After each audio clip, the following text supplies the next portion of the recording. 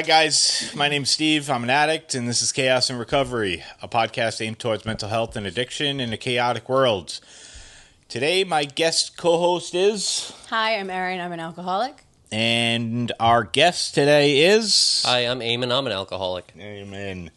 Eamon, good to have you on. Me and Eamon, a little backstory. Me and Eamon worked together. He has been... for a good amount of years now working with my sister in her company. Just about 5, yeah. 5 years now, yeah. And, Eamon plays a big role in that company. And, I see you do a lot for my sister and the organization. And it's a big testament to me to how much... you put into the things that you want to today, Absolutely. And I'm sure things weren't like that for a while in your life during addict behavior. It's really nice to have you on, Erin, who is on a couple episodes. Glad to have you on also as the co-host. Thank you. Thanks for having me. Yeah. What's going on, guys? Happy to be here. Yeah. Long-time listener, first-time guest. Yep.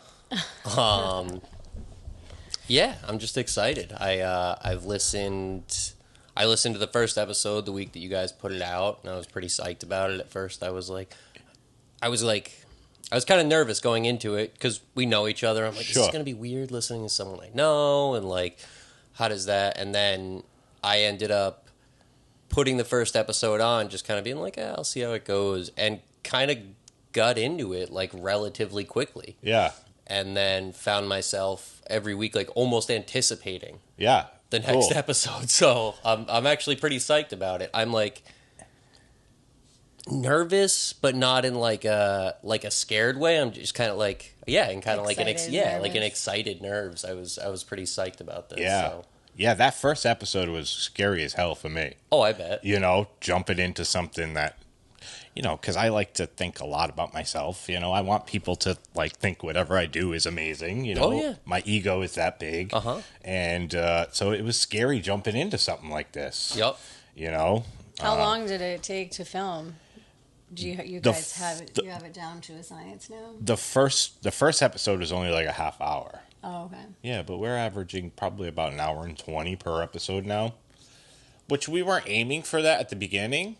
I think we were aiming more towards 45 minutes, less than an hour type of thing. But discussions get so fluid that you don't want to stop when it's on a roll type of shit, you know? Yeah. There's been episodes where I've just been like, I gotta cut it off now.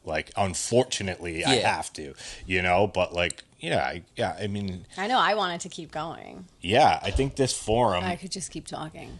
This forum is you're just sitting down with a couple of addicts and alcoholics just talking about recovery. And, today that's what I like doing.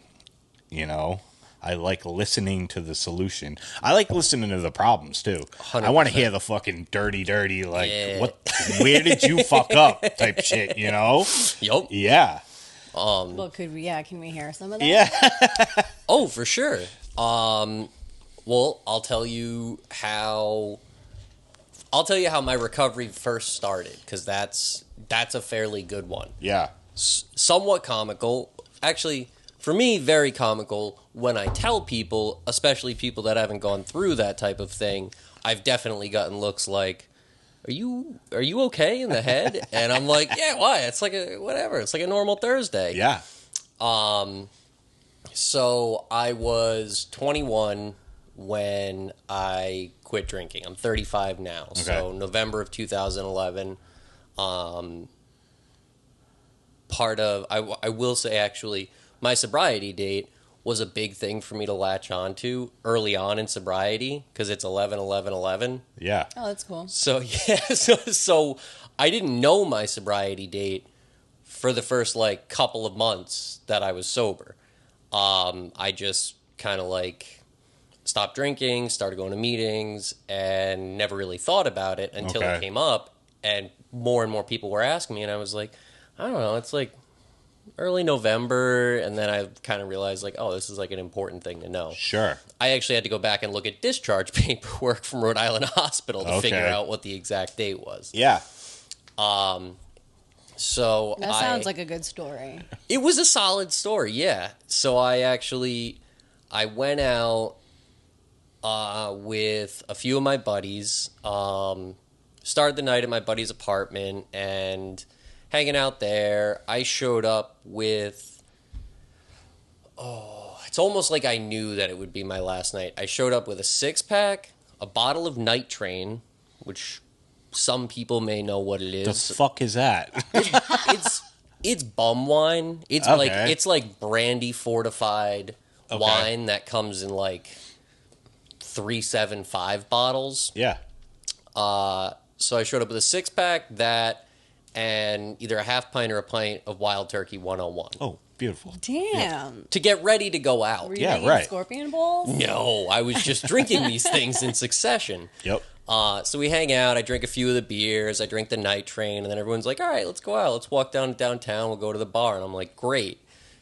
Grab the flask of Wild Turkey, kill that on the walk downtown, which is like maybe a half hour, probably less. Yeah. So by the time we get downtown, I had to be like, I don't know, realistically, like 6 to 8 drinks in the span of like an hour or two. Sure. And solid pregame. Yeah, killed it. And then just started making our rounds at bars. And nothing super like crazy or exciting happened with that. It was pretty standard. I will say, I honestly couldn't even tell you most of the bars we went to. I was that out of it by the time we really started making our rounds. And the one thing I do know is we ended the night at, I know a place you know, Steve, Muldowney's. My joint. On Empire, which is a great place to end your night if that's the state that you're in. Yeah. They'll invite you in very welcomingly. Great place to start your night, too. Oh, yeah. So I ended the night there, and at that point, I was just drinking like Red Bull with 4 fingers of vodka. Yep. Which was one of the few places that would serve me like that. Yeah, most places were like, we don't serve like that. And I was like, quadruples? And they were like, no. You asked for that. I thought that was just their pour. No, that was, I would ask for 4 fingers of vodka. And then whatever, usually just 4 fingers of vodka. Okay. Yeah. We actually went to 121 earlier that night, and I did it in there. I was like, 4 fingers of vodka, well, if you have it. And they were just like, no, you have to leave right now. So we go there. We don't want your business. Oh, 100%. They were like, no, dude, this is a nice place. We were upstairs at 121, too, not even downstairs. So already they were like, trashed. Yeah, they were like, you got to go.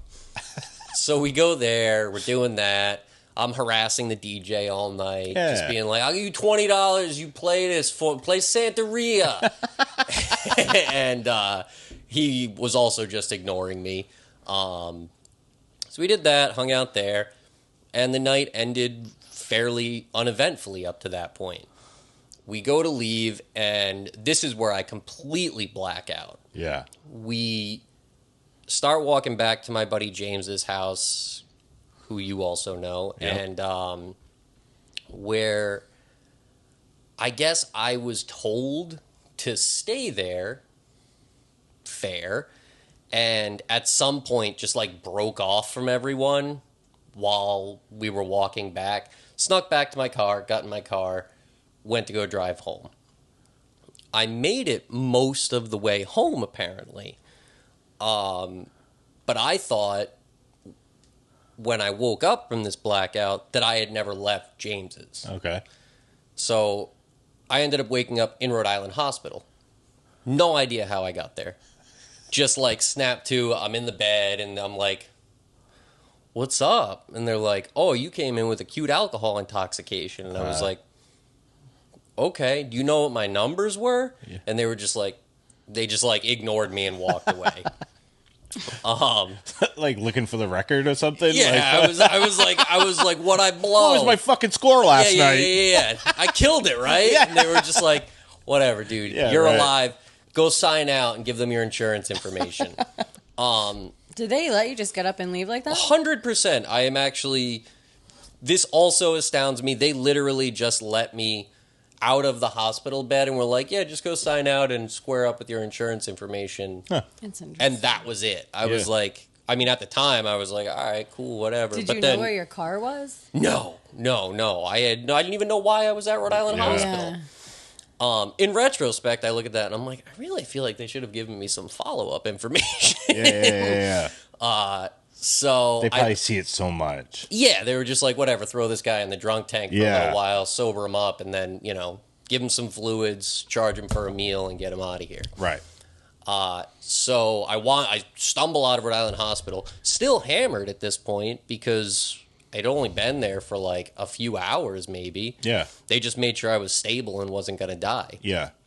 So I leave there, I wander out, and I'm like, oh, no phone, no cigarettes, nothing. And I'm like, whoa, how am I going to figure this out? Yeah. I'm living in Cranston at the time. I'm like, that's far away. And the last time I tried to walk home from from Providence to Cranston, that also didn't work out for me. So I kind of wander around. I end up going into the Dunkin' Donuts that's over there on the corner of like Thurber's and Allen.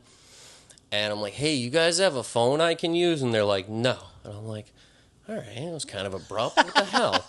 So I leave there, go into the gas station across the street, ask them the same thing. They're like, no, we don't have a customer phone. I'm like, I walked out, and across the parking lot was what I'm pretty sure was the last standing payphone in Rhode Island. No way.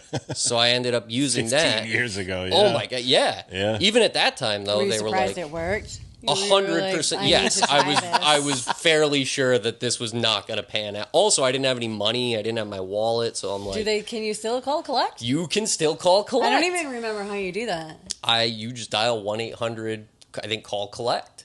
Yeah. And so I called my mom collect. It used to say it on the payphone, too. So I called my mom collect, and she's like, oh, hey, where are you? And I'm like, I'm in Providence over near Thurber's. And she's like, okay, everyone's been looking for you. Nobody could get in touch with you, and you disappeared last night, apparently. I was like, oh, I don't know what happened. Does she sound this calm?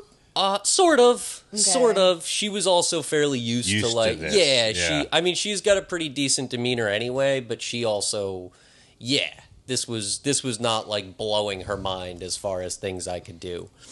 So I'm like, all right, well, can you come pick me up? I got to get home, and we got to go get my car. And she's like, yeah, I'll come pick you up, but it sounds like we'll get your car another time. And I'm like, that's fair. That's fair. Yeah, no problem. So she comes and collects me. She's driving me back. It collects me. She's driving me all busted out back to my apartment in Cranston. Ugh. And she's like, so where is your car? I'm like, oh, I left it at James's. Not knowing. It's up in Providence, like off Broadway on the west side. She's like, all right, well, we'll get that later on or tomorrow. As we're going through Cranston, we're on Park Ave. It's going to get real, Rhode Island, near where the old Blockbuster was across from Dunkin' Donuts. Yep. And Payphones and Blockbuster. Oh yeah. Wow. And she looks at me. She's like, "That looks kind of like your car." And I'm like, I turn and I look and I'm like, "That is my car." In the parking lot? In the Blockbuster parking lot. Okay. Parked in a parking space. Yeah. No dents or dings? No, nothing wrong with it. And she's like, I thought it was in Providence. And I was like, you and me both. I definitely thought it was in Providence. Yep. Surprise. So we pull around, she pulls up to it, and she's like, what happened? And I'm like, I don't know. And she's like, did you get did you get a DUI or did you get pulled over? I'm like, no, I didn't. At least they didn't give me any of that information. They let me go, so I imagine I'm not in any kind of trouble. So I'm looking at the car. There's nothing wrong with it. No dents. What I did find was right outside the driver's side door, a little bit of throw up. So I'm like, oh, what it had. I imagine to this day, I still don't know what happened after we left the bar in Providence because I was totally alone. It's one of the few blackouts where I actually would be curious to know how these events unfolded. Sure. I must have pulled over, like, almost home. One, maybe because I knew I was going to get in trouble from my girlfriend at the time. Yeah. Or two, I had finally reached my limit and was Too like, sick to I drive. was like, Well, I you can't probably do wanted this. to get out and like lose the contents. Yeah. So yeah, she's just kind of like, well, what happened then? I'm like, don't know. Car's here though, so that's a plus. And she's like, if your car hadn't been parked on the way home, you would have lost your car forever. Yeah, no shit, huh? She was like, because you were completely convinced that was where it was. And I was like, oh, damn. So yeah, all I can surmise is like, I imagine I probably pulled over, got sick, and then passed out in my car, and someone must have just ambulance, called. yeah. And because I was parked, passed out, without my keys in the... Yeah, they must have just been like, well, he's unresponsive, so we got to take him to the hospital. Sure. Wow, so you're a smart blackout. I've been a very fortunate and lucky blackout, That's for pretty sure. lucky. Smart is debatable. Maybe crafty, maybe clever, but... I mean, who knows? I mean, yeah, that's true. I don't know what I did in blackout, so I may have made what some may call smart decisions. But yeah, so that was that night. I went home, slept it off, and it was either later that day or the following morning. I think it was later that day because it was early when my mom picked me up. It was like 5 or 6 in the morning, probably. Okay. So I went home, went to bed, whatever, woke up, and then later that day got up, went out on my deck to smoke a cigarette, and for whatever reason, I guess that would have been my bottom, but it's very comparable to like dozens of other things that have happened to me during my drinking that I was totally unfazed by. Yeah. Would have been just as easy for me to kind of like write this off and be like, I did it again. Yeah, right. I mean, doing stuff like that and not knowing what happened was kind of my MO, so Right. there wouldn't have been too many more questions asked of me. Did you black out all the time? Oh, so much. Yeah. I got a good anecdote about that I'll tell you. So I was out on my deck, I'm smoking a cigarette, and I just like all of a sudden was like, I'm done? I guess I'm done. And that was it. I just was like, I guess I'm gonna not drink anymore. Yeah. Very much out of nowhere. Like, it wasn't something I had been contemplating up to that point. Not at all?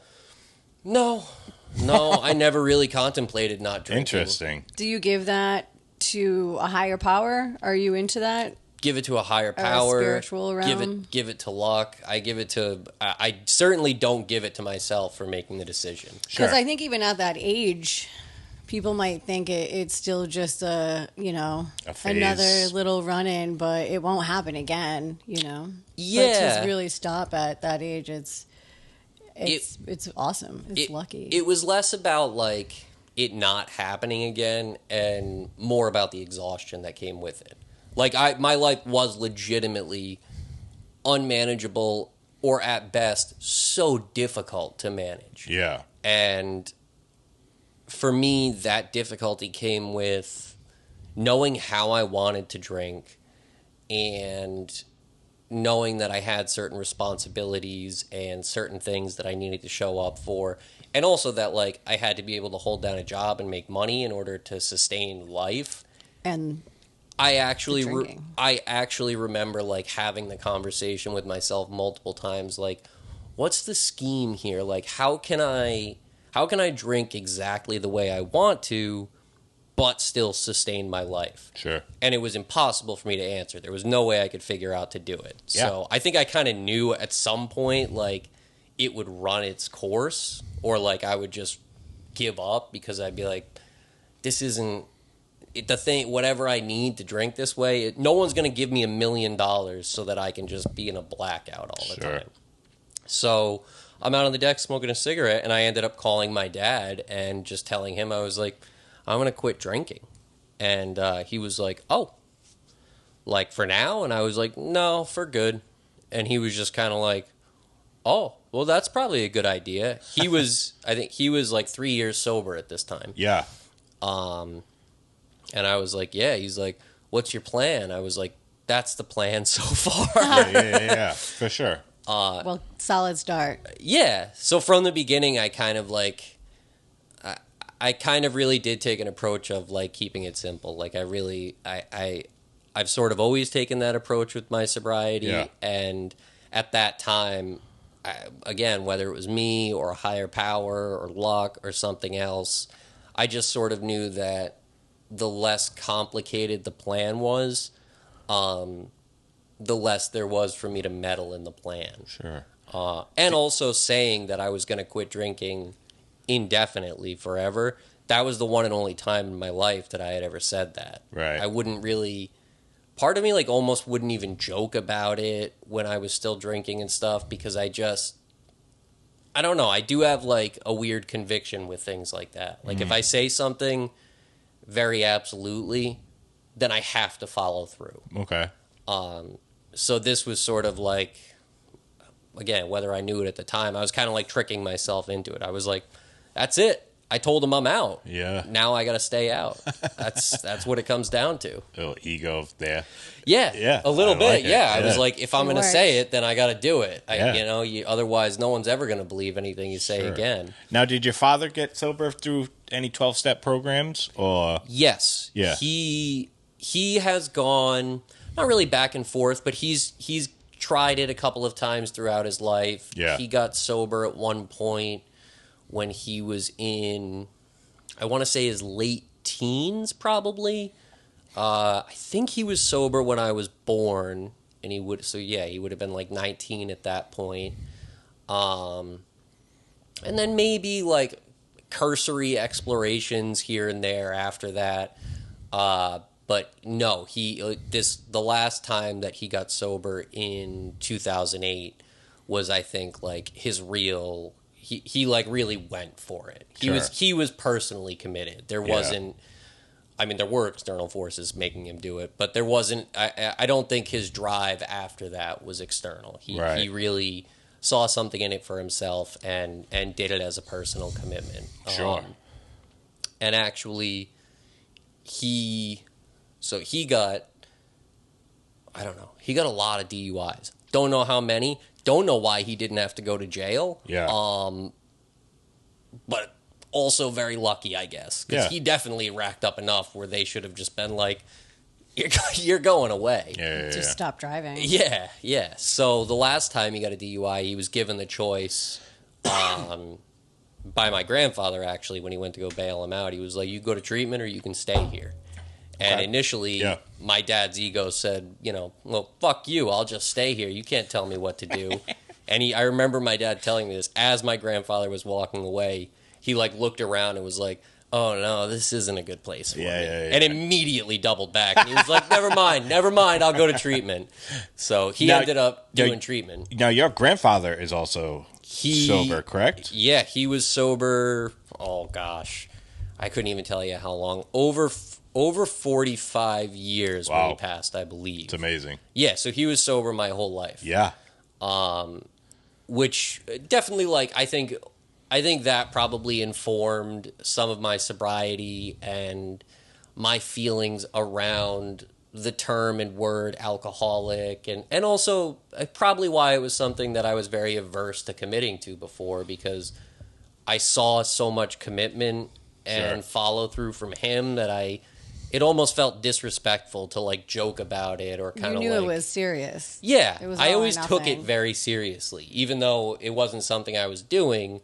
I took other people's sobriety and the recovery community really seriously because he was extremely involved in the 12-step community as well as the professional community, both as a professional and as a legislature and all this stuff. So it was something I was around and saw my whole life. Sure. So yeah, that was a really big thing for me when my dad got sober. He actually called me and he was like, "Hey, I'm going to treatment." And I was like, "Oh, cool. Good for you." I was still drinking at the time. I was 18. Sure. I was drinking really, really aggressively at the time, actually. And I was like, great, that's awesome. I'm really psyched for you. And he was like, also, I'm going to treatment where you work. And I was like, oh. All right, cool. I guess we'll have a lot of family time. Oh, shit. So I would actually get out of work and I would go down to family group. Oh, really? Yeah. Yeah. On Wednesday nights. That's funny. That's the last rehab I was at. Yeah. Yeah. So it was pretty funny, actually. Yeah. And it was like, I don't know. So wait, before you begin, you keep going. So you had a job at a rehab as like an overseer. Yeah, I was doing like administrative work at the time. Oh, okay. All right. And what age did you start that job? I started when I want to say I was 17, Okay. 16 or 17, just like, I essentially started, I was more or less just doing details in the residential program. So, like, I was just kind of, like, doing whatever they needed, like, cleaning up, filing paperwork, just, like, BS work. I was working there, like, 16 hours a week after school or something. Yeah. And what made you get into that? My grandfather. Okay. Oh, really? Yeah, my grandfather,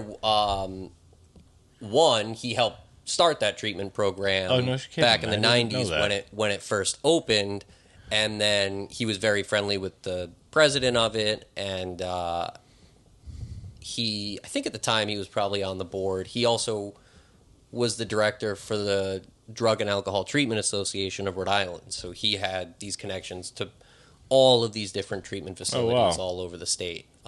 That's what I mean. Like, I spent my childhood like going to fundraisers for these things with him, and just kind of always being around that. Sure. And were you drinking at 17 at that age when you first started? Oh yes, I was drinking at 14. Oh, Okay. yes. So yeah, I. But none of this time before you got sober did you think you had a problem? No, not really. Okay. I mean, I get like. No, I was like I said, I was very lucky that like I got away with a lot, and I also probably kind of like you, I present really well. Right. So like I was young, so I was still able to balance at that point. Yeah, especially pre-21, like most of my drinking is relegated to like Thursday through Sunday. Yeah. So I got very, very good at binge drinking very early on. Okay. Yeah, I get that. I probably started blacking out by 15 at the latest. I started drinking at 14. By 15, I was having blackouts. By 17, I was like completely unfazed by blackouts. Sure. So that was what I wanted to tell you. I've brought this up to so many people, mostly later in sobriety, because it was almost like, I think I said it offhandedly to someone one time about having a blackout, and they were like, oh yeah, that happened to me one time, and I was like, you've only ever had one blackout? And they were like, yeah, it was terrifying. And I was like, no shit. So I started asking people that I know about it, that are still drinking, that are sober, just anybody. And I found that like the large percentage of people either don't have blackouts, or it happens once, they're petrified, and like are like, oh, I'll never do that again. Yeah. And I was flabbergasted by this. It like took me. I had to like run through a lot of people asking this question before I was like, oh my god. This is like a problem. This is like years into sobriety too. I'm like, oh my god, people really don't like have blackouts. Oh, really? This was while you were sober. Oh yeah, this is when I'm sober that I'm taking this poll. Because at the time when I was drinking, most of the people I was drinking with were also very accustomed to blackouts. Sure, we were all pretty steady blackout drinkers, at least by like our late teens. Yeah. Were you a blackout? Oh, yeah, I used to black out all the time. Before I found out what cocaine was really, or, like, found the real source of cocaine. Yeah. Like, I knew what cocaine was. I did it here and there. But, like, I was, like you, a binge drinker. Yeah. I would not stop drinking until I was obliterated. Yeah. So you passed out. Or there was nothing left. Or didn't pass out. Grayed out and then blacked out. Gray outs were the worst. Yeah. We remembered like bits and pieces and stuff. But once Coke came around, I couldn't buy it. It resolves anymore. A lot of that. Yeah. Yeah. There was this one time where I fucking blacked out so hard. And we went to a club, then we went to an after-hours bar with the doors locked and shit, and we would party there until like 5, 6 in the morning, right? And I remembered like up until like a certain point, but then I woke up the next day in somebody's house, and I woke up, didn't know where I was, and I go to find my phone, I have like 200 missed calls. I'm like, what the fuck is going on? And it's all from the same 3 people. So I call one of them back. They're like, where the fuck are you? I said, I don't know right now. Like, I don't. He's like, you fucking have my car. I asked one of them, I asked him if I told him I dropped my cigarettes in his car. I guess I took his keys, went to his car, took his car. And so when he told me that I took his car, I opened the front blinds, and his car is on the front lawn sideways. And I'm just like, yep, your car's right here.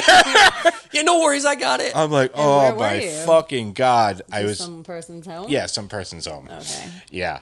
And I was like, where are you? I'll bring it by right now.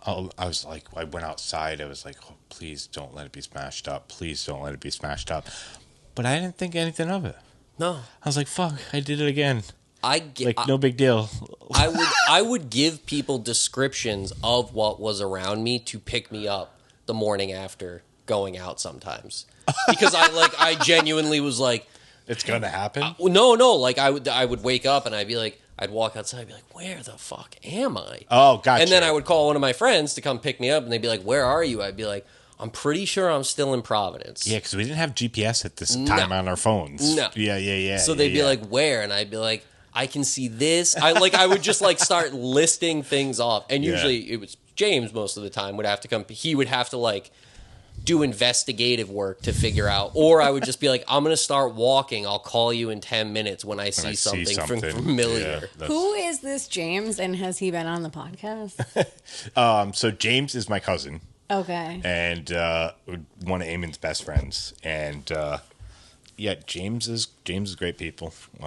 He actually just moved to San Francisco with his wife, kind of wife now, and his child to go take care of her mother. And so, James. Let's give a shout out to James. Yeah, big shout out to James. Big shout out to James, man. It'd be funny to hear him say some of these stories, because I've heard you get quite sloppy when you get drunk. Oh, very. Yeah. Very sloppy, very flagrant. Just absolutely no filter. So sorry. Yeah. I'm smiling so hard. I just want to hear more about that.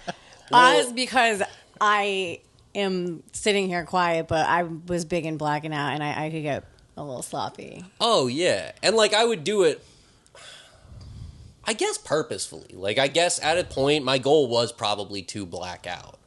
Because that was really living on the edge. Like, that was when the excitement started. Or, like, getting into a gray out kind of, like, when I would really have, not no control over myself, but, like, all fucks were 100% gone. Yeah. And I don't want to say I could do whatever I want. I felt like I could do whatever I wanted and get away with anything. Sure, because you had an excuse. I was blacked out. Sorry, guys. I had an excuse, but also I was so drunk that I would reach a point where I would just like, I just genuinely didn't care about anything.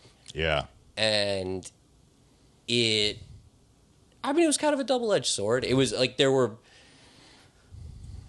it definitely like pushed me into a lot of situations that I wouldn't have otherwise been in. Some like cool and fun that I remember as positive experiences to an extent. Others that, in retrospect, probably not great ideas, or I was even told you shouldn't be here type of ideas.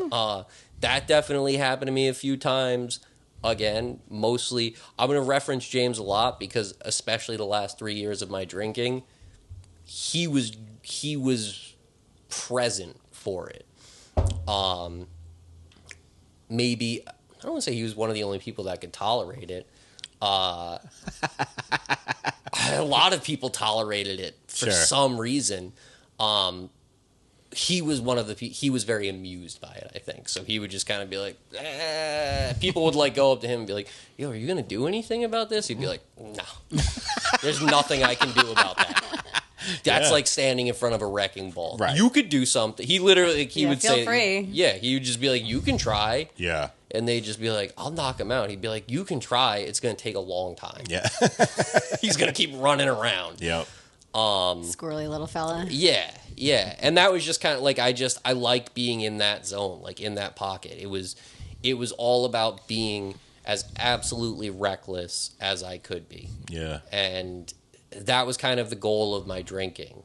So, like, you 14 years being sober, you have done the steps, done a lot of work on yourself. What do you think subconsciously was your drive towards blacking out? Like, what were you running away from every night?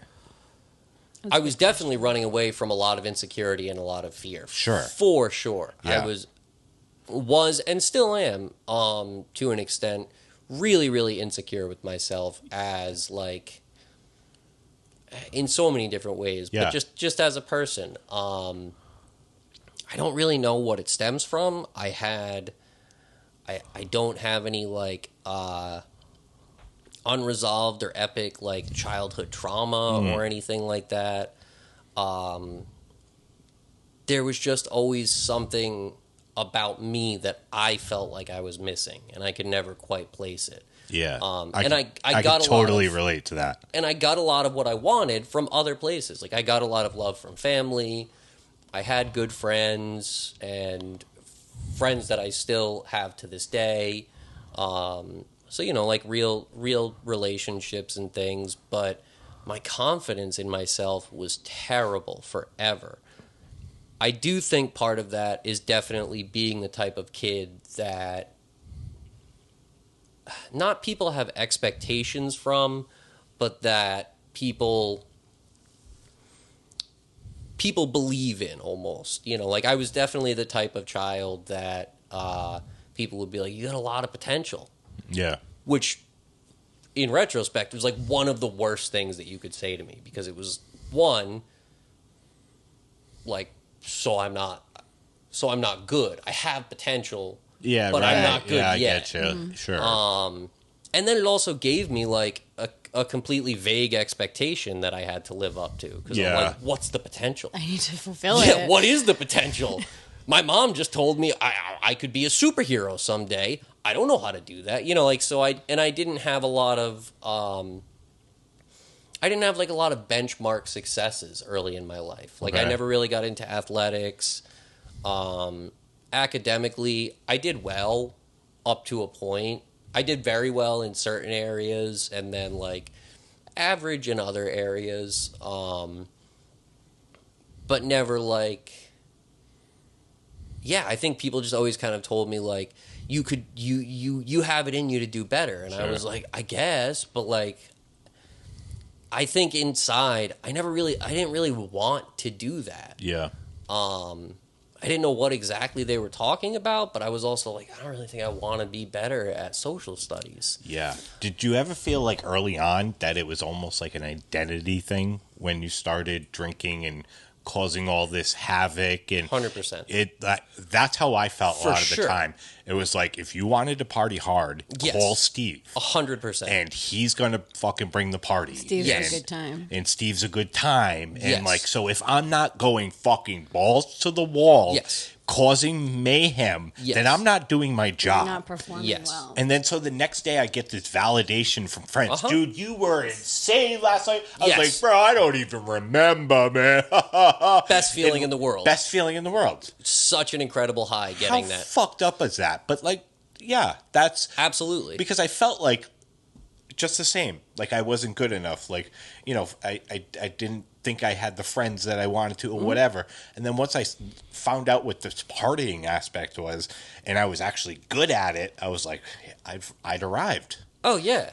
I'm fucking it now. Yeah. You're on the map. I'm on the map. Oh, yeah. No, like, amongst my friends, for the most part, as far as partying the hardest, I probably won. Yeah. Partying the most successfully, probably not a huge winner. Sure. But yeah, no, I mean, by like 16, 17 years old, my tolerance was at a point that almost everybody around me, including people years older than me, couldn't think of touching. It was. Were you proud of it? At Yeah, the time? for sure. Absolutely. Yeah, it's certainly like it was a point of like male prowess, absolutely, being like seeing someone like take a shot and like kind of wince and being like, I'll crush half a liter right now. Right, Even if you want to wince, you're not gonna. Oh no, absolutely. Yeah. And I did actually do that. I remember doing it in my bedroom. One of my friends like made a comment about like needing a chaser or something. I was like, that's lame. And they were like, I don't know what they said, but I did actually grabbed like a Poland Springs bottle of vodka and just started chugging it. Yep. And years later, that friend told me, he was like, that's one of the most appalling things I've ever seen. And I was like, really? And he was like, yeah, dude, I was gagging watching you do that. I was also drinking exclusively Kharkov for most of my drinking. Oh, yeah, huh? I was ordering it at bars. Wow. Did they have Identity thing, huh? Some bars had it. If they didn't, I would just be like, whatever the well is. Yeah, I'm the Kharkov guy. Yeah. You could still ask most people that I know from that time, and they will be like, oh, Eamon drank Kharkov. Yeah. Yeah, that definitely was like an identity thing for sure. Instead of the Dos Equis guy, they're like, he goes nowhere. In my first apartment, He's I had Kharkov. a closet next to my bed, and there were just like empty handles of Kharkov sitting in there. I remember I came home one day from school, and we used to party upstairs at my grandparents' house. Yep. There were 2 bedrooms up there, and my room was to the right, my sister's was to the left, and there was behind both of our doors, rooms, there was like this attic space. Yeah, eaves. Yeah.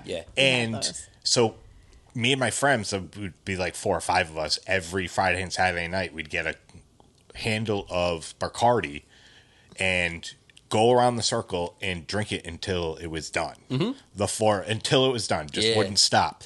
So back there was like 50 fucking handles done. And we were like 16 years old. I came home and my mother had them all out on my bedroom floor. And I was like, oh no, this is not good. I tried sneaking out like before she fucking knew I was back home, and then she came out fucking screaming at me. Yeah, that was a tough one. Now, was it straight Bacardi silver? Was it gold? Was it limon? No, we would change it up. It was all the flavors, like the Bacardi limon. I couldn't smell to this day, probably. Bacardi Raz. Oh yeah, like. I also didn't have that.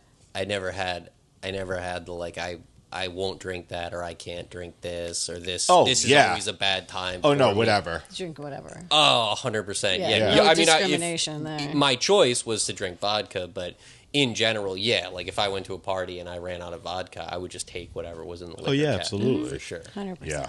Yeah. Now, were drugs a big part of your story too, or? Not a huge part of my story. There was. Like cocaine or just dabbled? The first time I did cocaine, I was 19, I think. And I quit drinking by the time I was 21. So that was a short-lived experience for me, luckily. And I had access to it for years prior to that. And always like wanted to try it, but there was also a part of me that was like, you can't do this. Yeah. Like I knew way before I ever did it that it was going to be like, I was immediately going to be all in on it. I was going to be like, this is the shit. Yeah. And that's exactly what happened. The very first time I did it, I literally, it was at a party, I was with this kid, and he's like, "I'll go out to my car and do some coke." And I was like, "Yeah, 100% I do, absolutely, not even a second thought." I'm pretty sure. I was with James. I was like, "I'm gonna go do cocaine in Mike's car," and he was like, "Oh, I don't think that's a good idea." And he was just like, I don't know. I think he was like hanging out with a girl, and I was like, "All right, I gotta go. Bye." Yeah. So I go out there. We go out. He breaks it out, and we do it. And immediately I'm like, "Where's the rest?" Yeah. And he was like, "Oh, that was pretty much it. I have like one more bump." And I was like, "You need to call somebody and take me to an ATM right now." Yeah. And he was like, "Oh, really?" He had been doing it for a little while at this point, so he was amped to hear that I was like, "I'm ready to fund this. Let's go." So that's what we did. Yeah. Immediately, then, went on a quest for however long that lasted. Yeah. Could have been hours, could have been minutes, who knows. Yeah. But yeah, it was just like, "Yeah, you got to take me to the bank. I'm going to get money, and then you're going to go get me more of this." Sure. I just let it rip for the rest of the night. I was like, "This is the best thing ever," especially combined with drinking, which is the only. I actually never did cocaine without drinking. Yeah, so Same. I never got that high just on its own. It was always in tandem. Sure. And usually it was after I had been drinking for a while, and I'd be it. like, "Now I'm amped, I'm ready, I got to the place." Right. It would creep in. Yeah, there was a place that my brain would hit, and it would be like, You know what would make this a whole You know lot what you better? need, right? And then I would tear through a party, just like going up to people being like, "Can you get cocaine? Can you get cocaine?" Yeah. And that was like, I was like that blatant about it, like, because I was drinking, so I didn't care about anything. And I also wanted to get it quickly. Sure. And I would do the same thing. I'd be like, "I got $250. Can you get me blow?" Yeah. And that's pretty effective when you know people that do cocaine. Right. Like, if you tell them you have a bunch of money and you'll share, they'll make that happen pretty fast. Yeah. So that was kind of my MO. Yeah, and, right. And I did have, which I'm sure wouldn't have lasted if I had kept doing it longer. I did have a weird rule with it, though.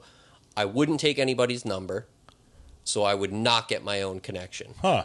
And I wouldn't keep it past Sunday. Okay. So Look whatever at I you. got... A healthy addict. Boundaries. Are these boundaries? It was a weird boundary, but it was, Yeah, and but- I did stick to it somehow. no I'm doubt. not 100% sure how. Yeah. But yeah, so Hell no. that was the game. Was I could get it on like a Thursday or a Friday, and it had to be gone by Sunday. Huh. Interesting. And it also was gone by Sunday because that's how you sure. do that drug. Right. So yeah, so that lasted like, when I was 19, 20. That probably lasted like a year and a half, 2 years that I did that. And then a few months before I quit drinking, actually, I ended up stopping that. I was like, this is getting out of it. Like, I was like, this is gonna get risky. Yeah. I can see that this is gonna this is gonna get out of hand. That I'm not gonna be able. I think I felt those rules slipping away. I was like, I'm not gonna be able to keep a lid on this. Did you feel after you put that down that that could have led to the drinking quicker and harder to reach a certain high that you weren't able to get down, that you weren't incorporating cocaine with drinking? No, I genuinely didn't want cocaine to ruin my drinking. Okay. It was pretty much what it came down to. I was like, I'm not going to be able to manage my drinking the way that I have, because this dials it up so much more. Like, I'm going to slip up. I'm going to make too big of a mistake if I'm doing both of these things. Sure. And then I'm going to lose drinking. Yeah. And that was my first love, so I was like, I guess the cocaine's got to go. Yeah. There were a few nights, though, where I was cocked, and I remember calling my girlfriend at the time. I remember calling her one night, and I had already told her I was all done doing coke, and I was like, I think I'm gonna get some cocaine for your birthday, and she was like, that's like a month away. And I was like, yeah, but I'm gonna get it tonight so that we have it. And she was like, she was like, where are you? I'm coming to get you. And I was like, oh, I gotta go, bye. And hung up, and then she found me like in shambles a few hours later, and I was like, I don't know what I was thinking. I shouldn't have done it. I didn't do it. I didn't end up getting it. I didn't end up getting cocaine that night, but I was actually very remorseful and disappointed in myself for doing that, because I was like, ooh, you told yourself you weren't going to do this, and you let yourself get back to that point. The beginning of the yets. Yeah. Oh, yeah. I won't do that yet. Yeah, exactly. And so yeah, I never ended up getting it or doing it again after that, because I think it was like 3 or 4 months after that I had ended up quitting drinking anyway. And I was like, oh, well, that all worked itself out. But I will say my cravings for that lasted longer than drinking. The drinking. Uh-huh. Yeah. I had a way weirder relationship being around it, hearing about it, seeing it, talking about it, than I did with my drinking. Okay. I was very quickly relieved of cravings and temptations for drinking. It I don't want to say it never bothered me, but I never had the desire to drink after I stopped drinking. I would get like weird intense sometimes being around it early on. But I remember for like, I want to say a year and a half, maybe 2 years after I was sober, I would still get like these weird like pings, kind of like cocaine would be good. Yeah. I totally get that, because for the last 10 years, I've been the same way. When I want to relapse, it's because I'm craving cocaine. And, well, now more recently, the last 4 or 5 years, I crave meth. And not the drinking. Yep. You know, when drinking was my first love. It's a weird... So I did look into it, and it does... The way that it changes your brain chemistry, they say it's a minimum of 12 to 18 months for your body and your brain to kind of, like, clear that trigger. And it may not actually be within that time frame, but, like, for up to a year and a half after the last time you've done cocaine, even if you didn't do it a lot, like, you'll get these weird hits of just, like, I really want to do blow for some reason. Yeah. And I'm pretty sure it's that way with most of, like, the uppers and amphetamines. Like flashbacks of that dopamine hit. Like, that's exactly what it is. Yeah. You do. You, like, all of a sudden you'll get, like, kind of that rush or that, like, and you're like, yeah. For me, job sites were tough, because, like, I would smell... Oh, yeah. I would smell burning plastic, and I'd be like, oh, that smells like crack. That smells amazing. Or like or a different chemical would smell like meth. Yeah. And I'd be like, oh my God. That's wild. Yeah. Job sites have always been tough for me. It does, yeah. It affects your brain chemistry in a really different, really weird way. Yeah. But yeah, so that was that. I was very lucky that was fairly short-lived, because that would have been a really treacherous relationship for me. Yeah. And like I said, I knew it going into it. Like, there's a reason I had kind of held off on doing it for a while, until one night I was just in the right state of mind, and I was like, yeah, let's start this up. Yeah. Yeah, it's tough. Well, and somebody who's just offered it. Oh, also that, yeah. Somebody was like just the like, stars aligned. Yeah, someone was just like very upfront, like, you want to do cocaine? And I was like, yes, I've been waiting for someone to ask me that. Yeah. Tough holding boundaries when you're drinking. Yeah, I got rid of those as fast as I could. Yeah, sure. Absolutely. I mean, that was definitely a goal of my drinking, was to get rid of any boundaries that I may have felt, to get rid of any fear that I may have had. I was going to say that about influencing my drinking also, not just the lack of confidence and stuff, especially when I was younger, but being very fearful of things and being very anxious about things. Yeah. It, as most people know, it's like it washes that away so quickly. And especially once you get used to the feeling, all it takes is the first sip, and immediately that relief is just like... It starts to quiet down. Oh, it was absolutely phenomenal for me. Sure. And I did have a lot of fears. I had, that was where a lot of that insecurity came from, was I was afraid of, like I said, not living up to expectations, or just not being good enough as a person. Yeah. Not feeling that potential. Yeah, and that was it was weird, because that was never really imposed on me. Like, no one was really upset with me for not living up to my potential. It was extremely self-imposed. Yeah. Which almost made it harder to get away from, because I didn't have anyone to look at and like blame for those feelings. I didn't really have anywhere to direct that frustration. I would wake up and be disappointed. And everyone around me could be like, "Oh, you're doing all right." But if I felt disappointed in myself, or I felt like I wasn't living up to whatever potential I thought I had, then I was just always crushed by it. And that continued for a long time in a lot of ways into sobriety. That was not something that like just went away with getting rid of the drink. It was that was one of the things that probably took more work than anything else. Yeah. Was figuring out how to manage those feelings, and have a sense of love for myself, and be a little easier on myself, and also just like looking around and being like, there's a lot of loving people in my life, and a lot of people that like want me around and want to do things with me, and that sort of informed that like I guess I don't have as much to worry about as I think I do. I create a lot of my own. All of my anxiety and worry is almost 100% self-induced. Yes. It's been so little validation on it has come from other people. It's all just like me being stuck in this very vicious cycle with myself of like disappointment, anxiety, fear, and Always worried about what everybody else thinks. super worried. Yeah. That's a really good point you bring up, though, if we can talk about that. That putting the drink down is not, like, that's not it.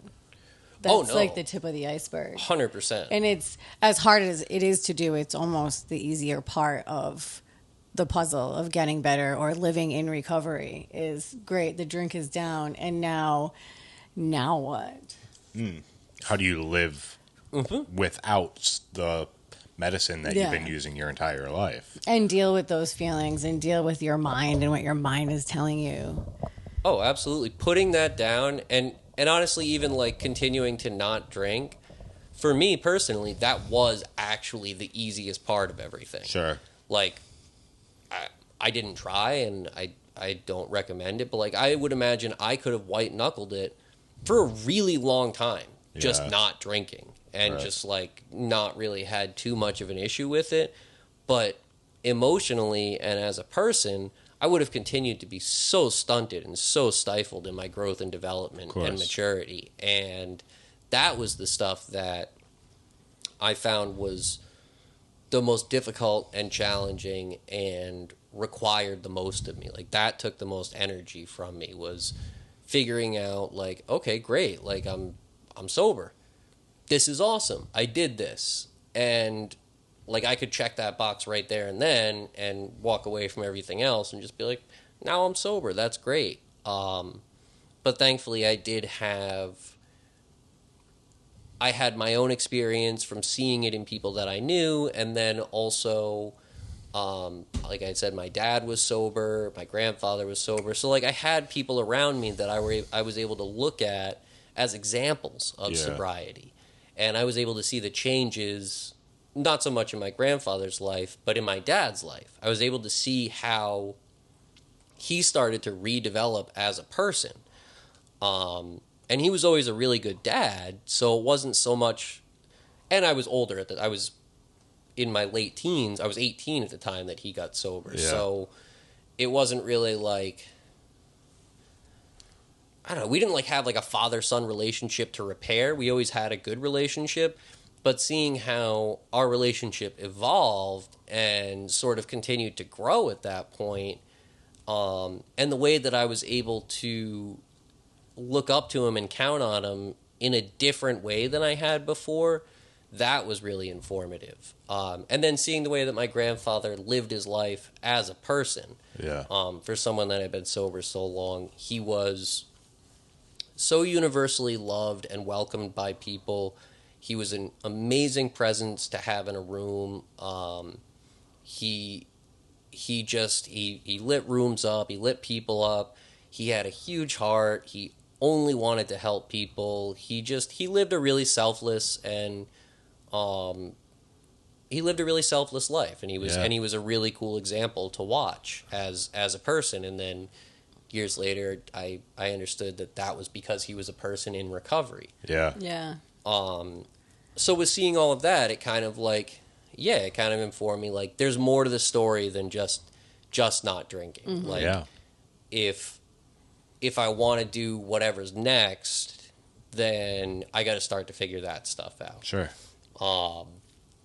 And I was encouraged to go to self-help meetings, and I did that and went through the steps and got very involved in that. I got very involved in the service side of things for a period of time, and it was a really important part of my life, especially at that age. Sure. I'm really lucky that I was able to do that as young as I was, because it gave me a lot of perspective going into my 20s and really what would have been what was like growing into adulthood that I see a lot of people have to do, you know, when they're 10 years older than I was, 20 years older than I mean, my dad was, I think, 2008.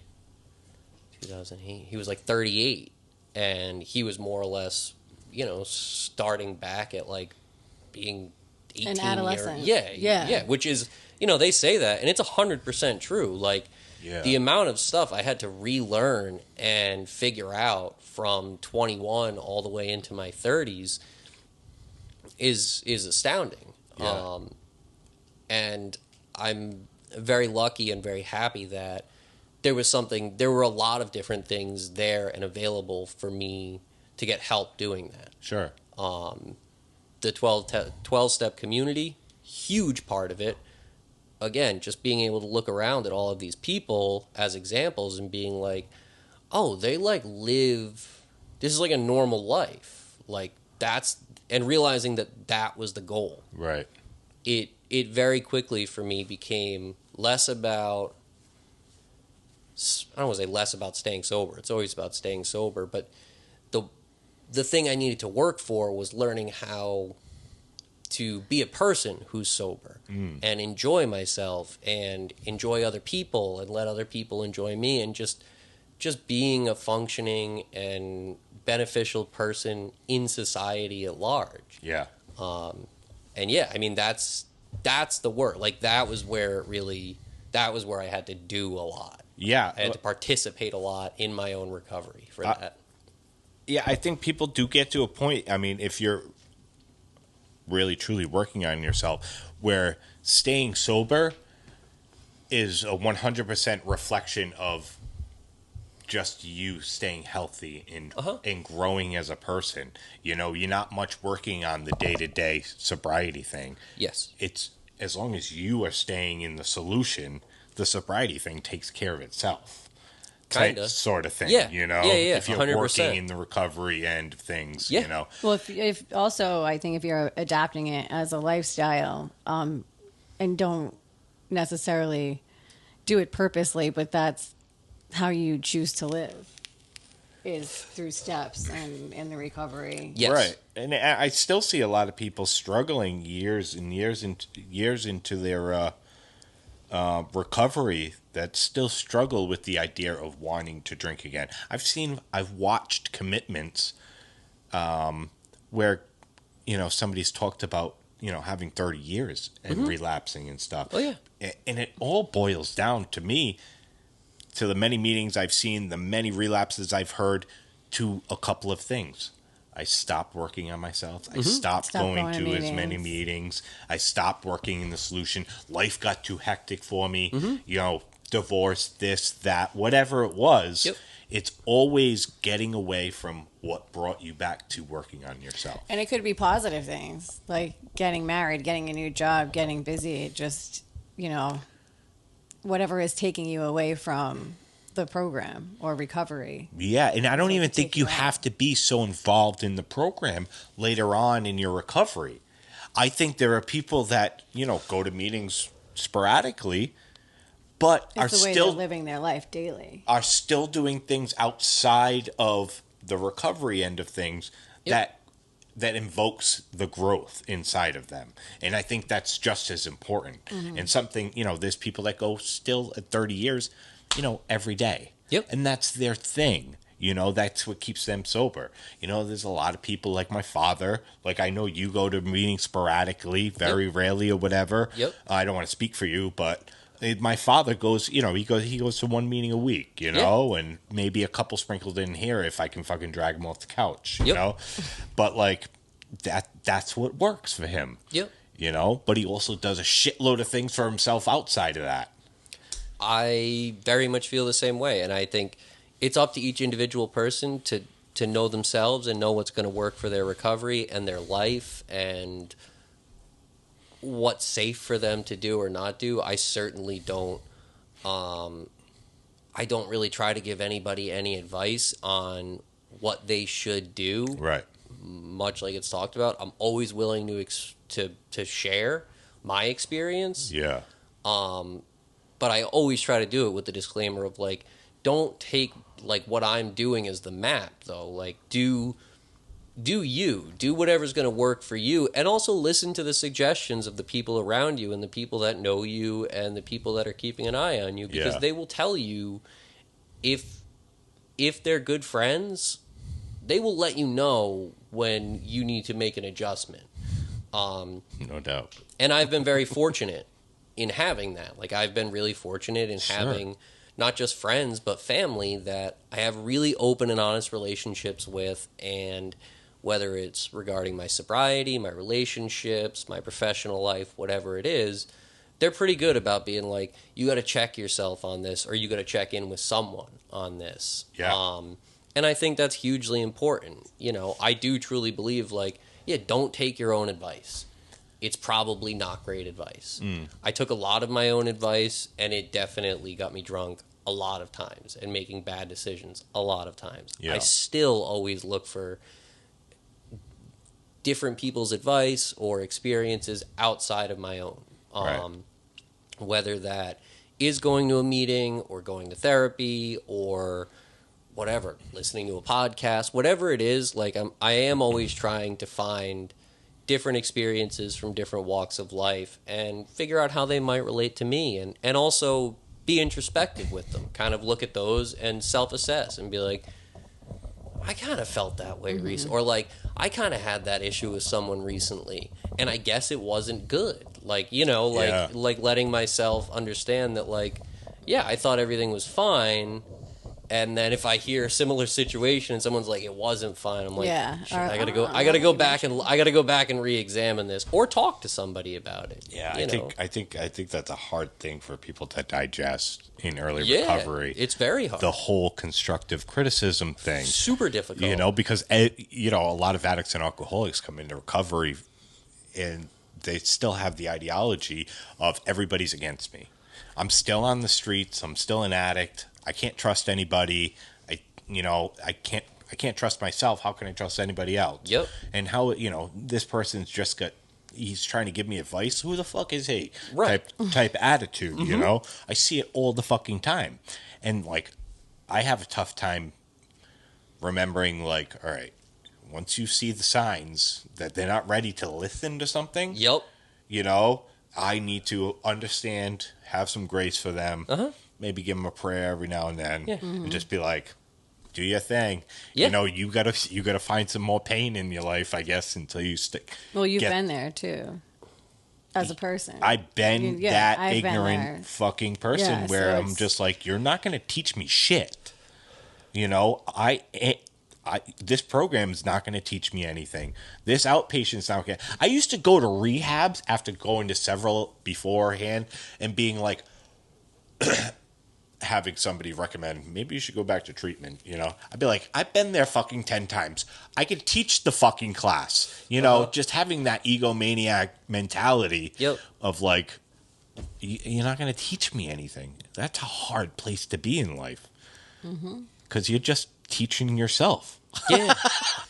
You don't want to be unteachable. It's not good. No. It really backs you into a corner. And I was able to, again, like, just listening to people that had way more time or way more experience or a better outlook than me, I like kind of drilled those things into my head really early on, like remain teachable and that I don't know everything. Like all the little like quips that you hear, those were the things I latched onto more than anything because they were like emergency breaks for me. Yeah. They were so short, so simple, and so true. easy to digest. Sure. That like when I would find that like dangerous train of thinking, or I would find that I wasn't feeling right, like I could kind of run through those, and there was usually one that fit into that situation, like a puzzle piece.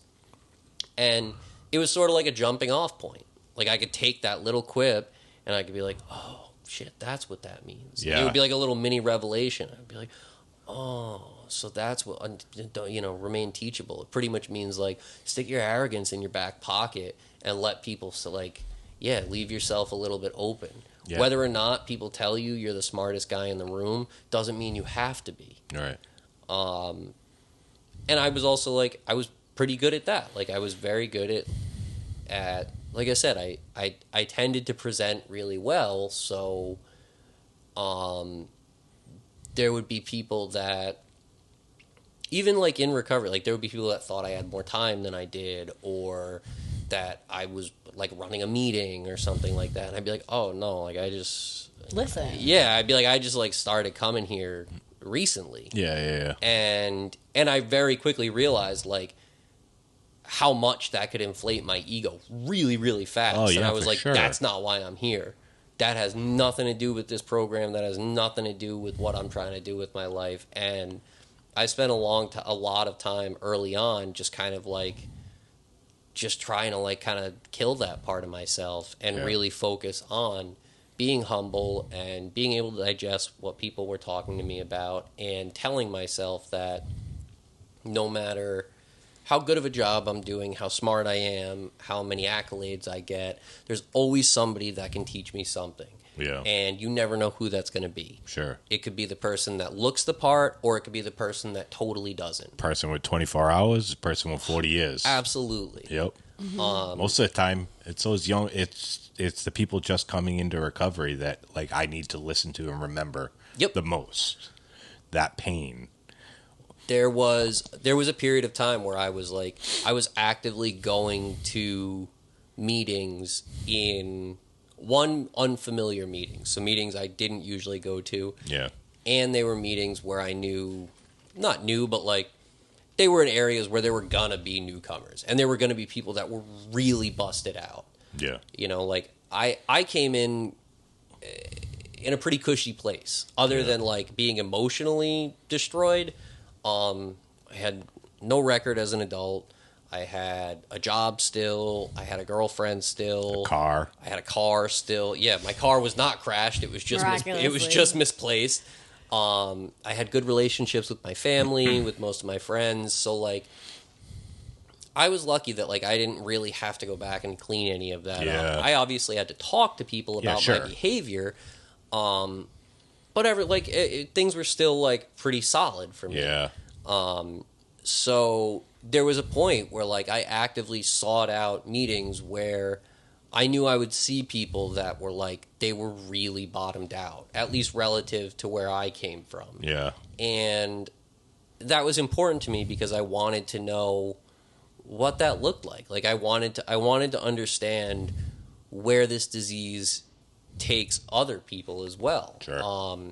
And I just kind of like, I don't know. I just kind of needed it. I needed to see it. I needed to see how bad it could have gotten for me, I guess.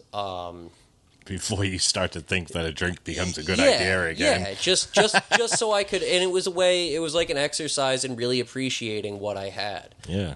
Especially being that young, I had a lot of people that would say like, wow, you're so lucky you got it so young. I can't believe you were able to make that. I have so many people have said, I can't believe you were able to make that decision at such a young age. And I'm like, I had nothing to do with that decision. Sure.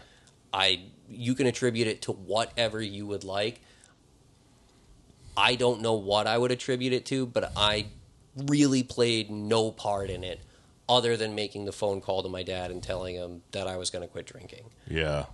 There was no like lightning strike. There was no flipping a car. There was, like I said, it could have been, I so easily could have gone back out the next weekend and just been like, guess what happened to me last week? Yeah, right. Yeah.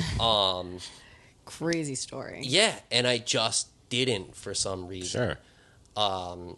So yeah, so I always say I was very fortunate and I was very lucky. But so many people were saying that stuff to me that I was like, yeah, I guess. But like, so I wanted to see what the other side looked like. Yeah. What it was like. I wanted to hear people's stories that, you know, maybe lost it all, whether it was emotionally or physically, financially, whatever. I just kind of wanted that insight to see, what could it have been? How bad could this have gotten for me? Right. And the answer is really, really bad relative to what actually happened, you know? Yeah. I remember Erin telling me one time how she was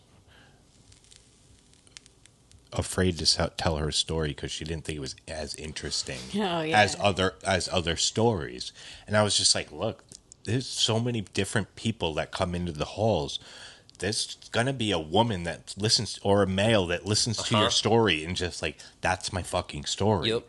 You know, and Yeah. it doesn't have to be this big extravagant fucking. I went to jail 15 times and I almost got killed and fucking shooting up meth in a puddle and whatever. Yeah. You know, it doesn't have to be that. I kind of just honed in on enjoying my basic bitch story, yeah. and for all the other basic bees out there.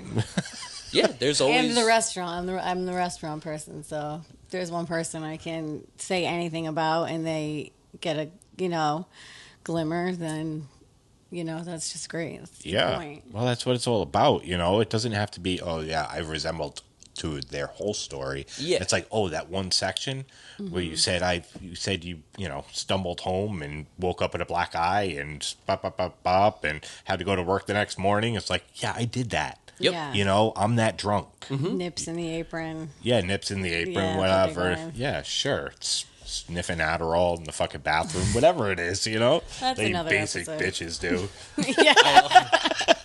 Those are all, those... All valid, yeah, though. those sound valid. All stem from the same fucking problems I know we those have. girls, too. Yeah. And I was very involved with young people's recovery as well. Yeah. So that was another reason that I was kind of seeking these meetings out, because a lot of other people that I've found a lot in common with and I was hanging out with had not similar stories. Everyone was actually really, really different, but they were all like kind of, or a lot of them were in that kind of age range. So like their wreckage was somewhat similar to mine as far as like the wreckage of their physical life. Again, emotionally, relationships, stuff like that, it runs the gamut. But that was, so I kind of was like, I'm gonna go to Salvation Army meetings. That was those were different. Is that on Pittman? Yeah. Yeah. Yeah, I went to some of those. There was the Pittman one, and then there was one on Elmwood, I believe. Yeah, Pittman gets wild on Wednesday nights. That one gets wild. They get wild. And I started doing that too. Like, I kind of just like, came up with all these little exercises for myself to keep changing things up here and there. At one point I had 3 different home groups in 3 different cities. I had one in Providence, and that was all young folks, and then one in Cranston, and that was all like kind of like older Cranston locals, and then one in Warwick that was like sort of ran everything from like young guys to older guys, and it was nice to be involved with all these different groups and meet all these different types of people, and just hear. It normalizes the disease a lot for you, too, because you can meet and hear all these different people that, like, you totally wouldn't expect. Like a nice old lady who's, like, your grandma to... All different walks of life. Yeah, and it was very reassuring that, like, oh, I really am not unique in this way. Sure. Like, And you hear them totally, talk about the same thing you're going through. 100%. Self-esteem, problems, and, this just happened this morning at Breakfast with Bill from a woman that I was probably in her 70s. Yeah. Yeah. It was wild to hear, and just all of these different things. Yeah, my favorite is when, like, a younger guy raises his hand after, like, an older woman of, like, 40 years sober, and he says, you just told my story. Or like vice versa, you know? Yep. And I'm just like, yeah, I get that, you know? That's part of it, you know? The emotions tied to the story is like really what it is. Where it brought you, where it brings you, where you're at now. And then the other side of that too is like is me sharing experiences that I've had or how I'm feeling or where I'm at, and people with 10, 15, 20 years coming up to me and being like, you said it really spoke to me. And I was Yeah. I don't know what I said. Don't remember. I had a blackout, different kind of blackout, but I have no idea what just happened. Yeah. A good blackout. Yeah. So like I did that. I did another thing where I got very, very comfortable raising my hand and speaking, which was really good for check-ins and stuff. So at a certain point, like probably like 4 or 5 years in, I was doing a thing where I was not raising my hand. Sure. I was trying to what I now know is active listening. Sure. I was trying very hard to prevent myself from thinking about what I was going to bring up. Mm-hmm. Yep. And really try to value the people that were in front of me and what they were saying and focus on that. Absolutely. Because my selfish ass will run through things in my head for a straight hour. What am I going to say? How am I going to say it? Who's going to laugh? Who's going to think it's good? I got a good one for that. I got a good one for that. I got a good one life. for yeah. To the point where like by the end of it, I'm like, am I fucking writing bits in my head about funny this? When funny when I see people like jotting down notes from the passage they just read while other people are talking. It's just I get it. Yeah, I get it. It's 100%. a certain type of validation that they crave at the moment, and like I've been there too. I am there. Great. I'm always there in and out. Yeah. Like validation can be an addiction too. Validation at meetings. So, like, people think I'm smarter than I am. Yeah. Type of thing. And I want to portray that. And you and I we talked about this recently. Actually, like. Also finding a good balance with that too, with like letting yourself feel good about those things. Absolutely. Because you want to make sure that like you're including other people in your thought process and you're actually paying attention and stuff. But you don't want to do it to the point where you're like beating yourself up for feeling good about something that you did that was good. Right. Like there is a fine line and a balance to being like, oh, I did a good job. Like, that's cool. I feel good about it. Don't judge your emotions. Yeah. Not going too wild with the like. I should. This isn't very humble of me. Like, there's a sweet spot there where it's like you can be humble but also be proud of yourself. Sure. I actually had a therapist tell me that not long ago. I can't remember the exact word he used, but it was more or less like. Yeah, it was pretty much just like, be a little kinder to yourself. Mm-hmm. And I was like... Give yourself grace. Yeah, and I was like, well, I'm pretty kind to myself. He was like, you spend a lot of time up in your head thinking about what you did, what you could have done. Analyzing. He's like, the level of self-assessment that you do could border on unhealthy. Sure. Dial it back a little bit here and there. Yeah. And that's actually something that I've really been... It's practice. Yeah, like I'm practicing that actively. I mean, there's a lot of things I'm practicing on a regular basis, but that's something that's kind of been like in the forefront of my mind recently is like, be cool with doing a good job. Sure. Can I ask, how long have you seen a therapist for? Oh, on and off, probably since I was like 15 or 16. So before your sobriety journey. Yeah. I saw a therapist as a kid just because I took a lot of issue with going to school, mostly like the physically actually being at school part of it. And then just, on and off throughout my life. Traditionally, it was in response to something. It was kind of like a reactive thing. And then this last time around, it was similar. I was looking for a therapist because... I don't know what I was going through, but I had like some sort of ongoing emotional distress. I think I just like, maybe it was when I changed jobs and I was kind of just like spun out. I didn't really know what I was doing. I felt a little like all over the place and scattered. And so I was looking for a therapist and I ended up not finding one and things kind of balanced out for me a little bit. And I was like, all right, whatever. I'm going to let that go. I'm not that worried about it right now. And then... A therapist found you. Yeah, my wife actually recommended someone in the office that she was seeing somebody in and was like, hey, my person recommended this person. He's really good, blah, blah, blah. And I had the initial thought of like, I don't really have anything going on right now. I was like, I got nothing to bring up. And for the first time in my life, I was like, that's new. I was like, maybe this is a really good time to talk to somebody. Like, this is a totally different perspective for me because I'm not going in, like, locked and loaded. I'm not like, I got this, I'm angry at this person, I'm resentful about this, I'm struggling with this. I genuinely was like... You can grow. Yeah, I was like, I don't think I have anything to talk about. And I was like, it sort of... It put that in perspective for me. Like, generally, I seek this type of help out as a reaction. Sure. And this time around, I was like, oh, I guess this would be preventative. Yeah. Which, much like going to a physical every year, is preventative medicine. I was like, that's smarter. Yeah. That seems like a smarter way to do it, is to be preventative. Before you hit that wall. Yeah. Yeah. So I was like, yeah, why not? And yeah, it's a totally different dynamic for me. It's a totally different perspective and way to look at things because there are times where I actually have to like think about things to bring up, and they're not like my traditional things. It's not like I'm having a lot of anxiety about this, I'm struggling with this. It's almost like just like day-to-day stuff. Like could be an interaction I had with my wife. Could just be like, I don't know, Emily and I were talking recently, and like this is what I said, and this is what she said. She seemed kind of put off by it. I don't really know why. And just getting an outside perspective on like what that's all about.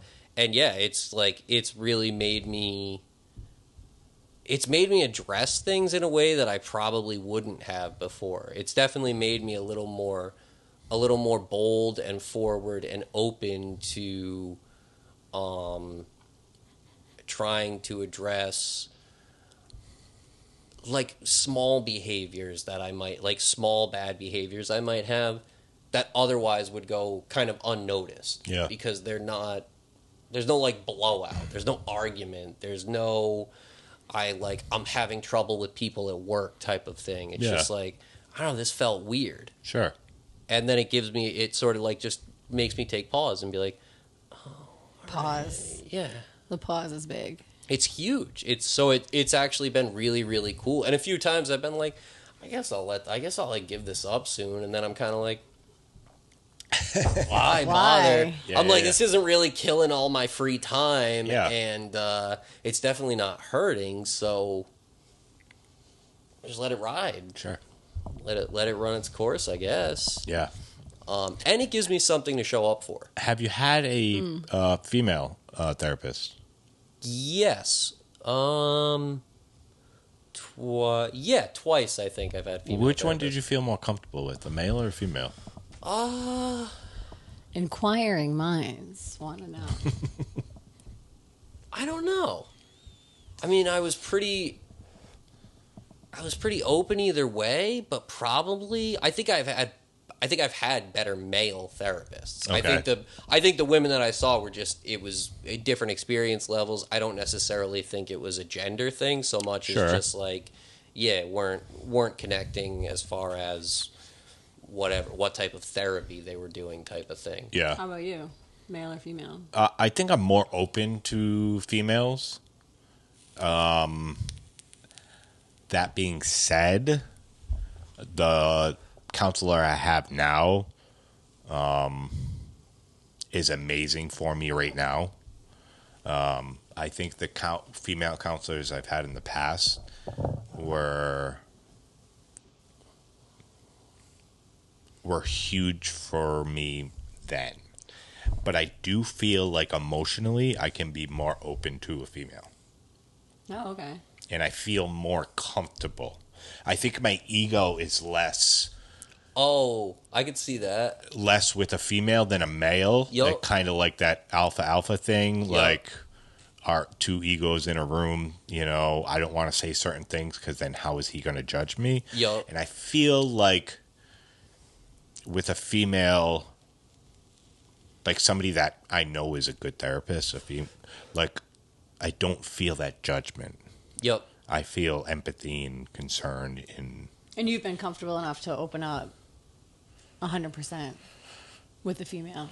I wouldn't say that. Okay. I don't think I've been comfortable opening up 100% with anybody yet. I think I'm getting there.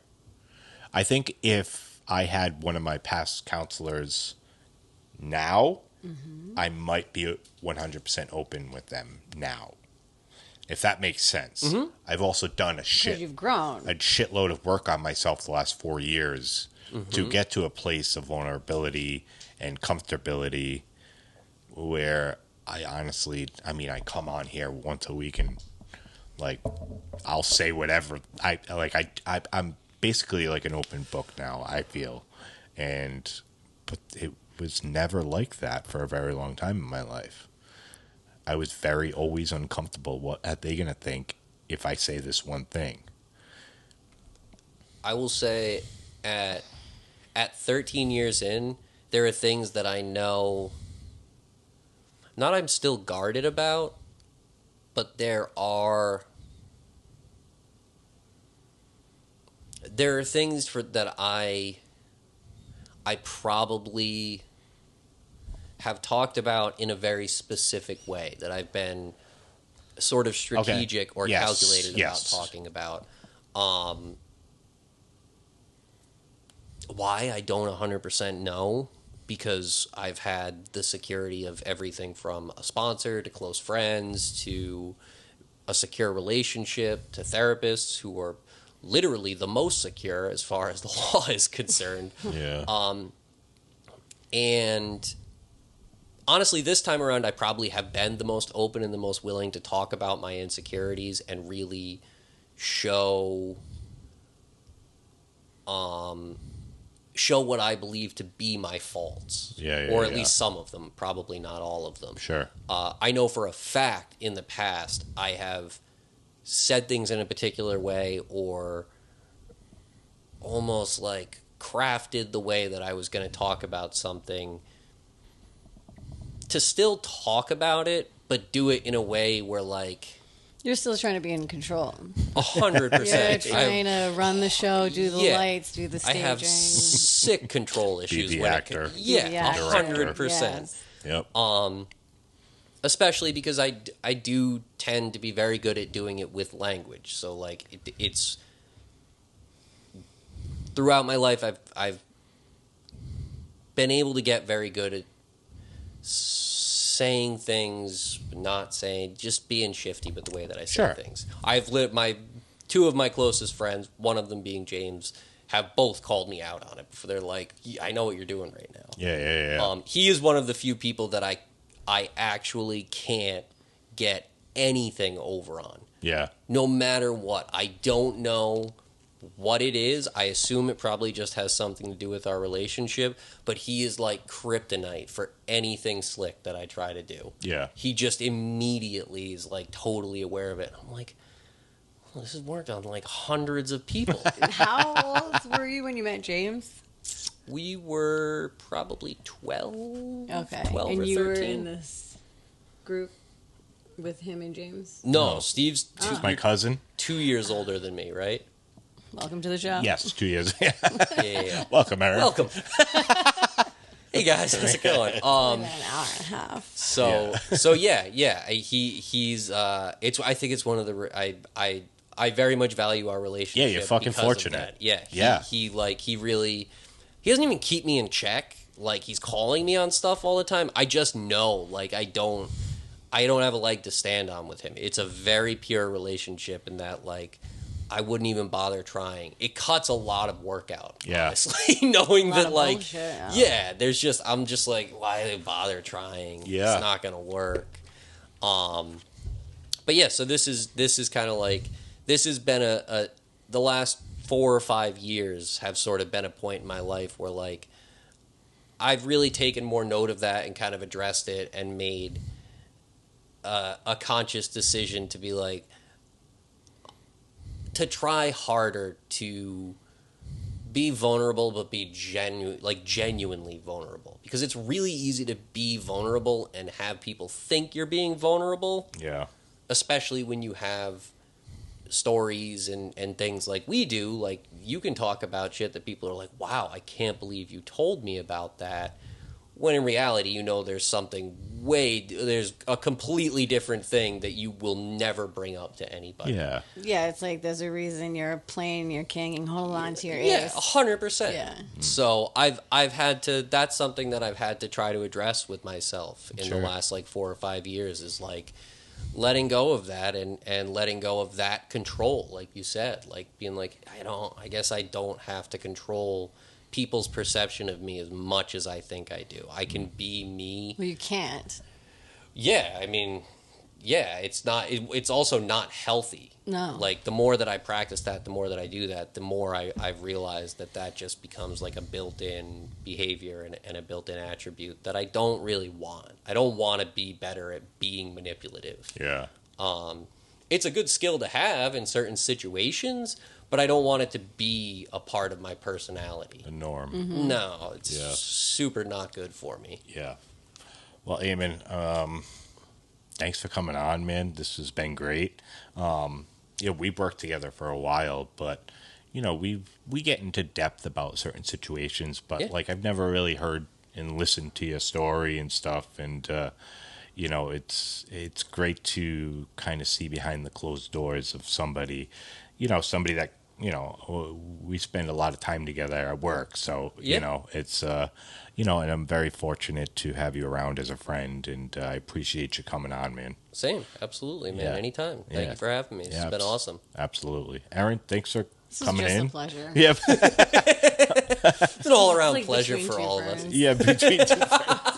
Fire. There's two right there. It's Yeah. over here. Poodles But don't do thanks, podcasts. It was really nice to listen to. Thank you. Yeah, it was really good to be here. I'm really excited. This was fun. Yeah, hell yeah. All right, guys, thanks. We'll see you next week.